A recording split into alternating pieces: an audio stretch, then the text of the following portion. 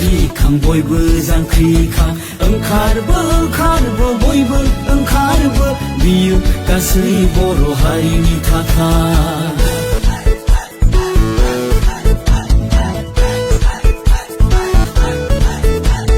नोंनि साननाय आंनि साननाय बर'खौ गेरेमसा हारि दानाय लैहोर लैहोर ज' ज' जों बयबो होसिखावो गोरबोआव गेदेरथार थांखि लाना बर'नि इयुनखौ सिमां नुना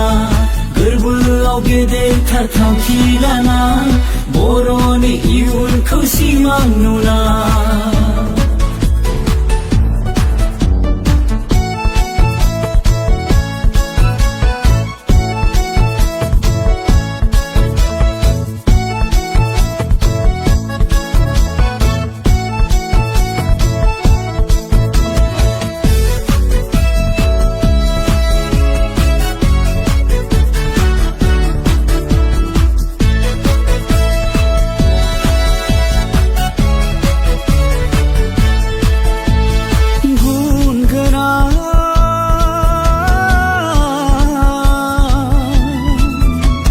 सोलोंथाइजों लानानै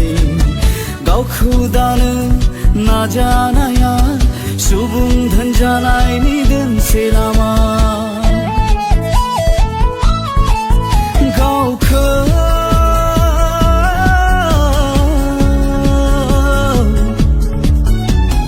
गायसंनो थाखाय नाजानाया थांना थानायनि गोजोन लामा फेग्रा मुवानिफ्राय गोजानाव था खोमसि फोथायनायखौ बयबो नागार उन्दै बैसोआव हाबा दाला मैहुर खालामनायनिफ्राय जानगाराव था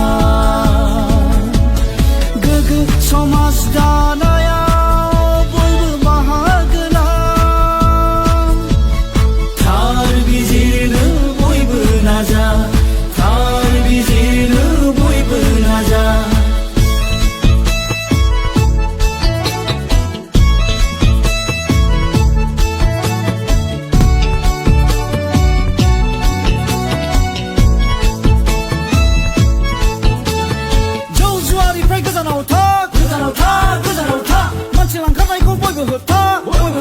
फेग्रा मुवानिफ्राय गोजानाव था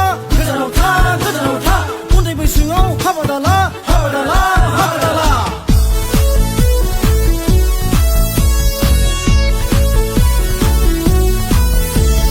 जोंनि हाखौ जोंनि बिथाखौ जों खौसेयैनो रैखाथि होनांगोन होथारनांगोन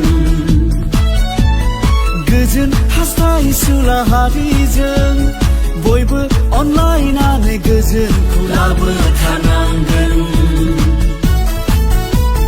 मुं सुलायनायखौ नागारोब्ला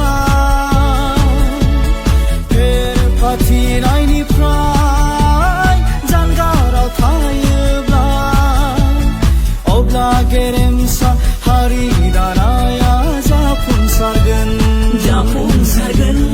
बुहुमाव बर'फ्रा अराय सनमान मोनगोन गोग्गानानै थांना थानो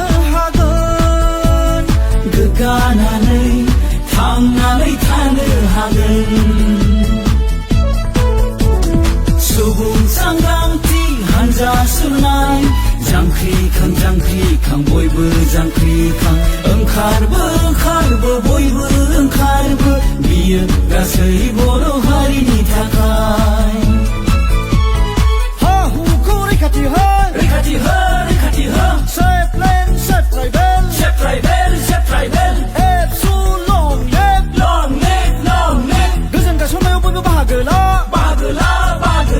जय बर' हारिनि जय बर' हारिनि जय बर' हारिनि जय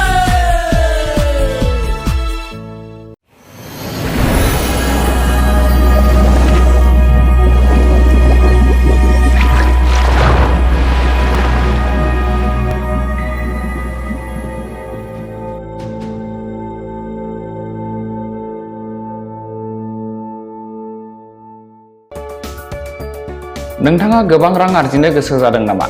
जुदि गोसो जादों अब्ला नोंथांनि थाखाय मोजां खौरां। New India technologies master franchise all Assam ATM service Hitachi ATM and Tata Indicash ATM फसंनानै नोंथाङाबो गोबां रां बुथुमनो हागोन। लाइमोनफोरनिफ्राय जागायनानै बैसो जानाय गासिबो बैसोनि सुबुंफोरानो बे फालांगिजों गोरलैयैनो रां आरजिनो हागोन। नोंथांनि गामियावबो बे एटिएम मेसिनखौ फसंनानै नोंथाङाबो मुलाम्फा मोननो हागोन। बांसिनै मिन्थिनो थाखाय 7002005072 एबा 9401230135 जानबुं अनजिमायाव दिनैनो सुलाद ला।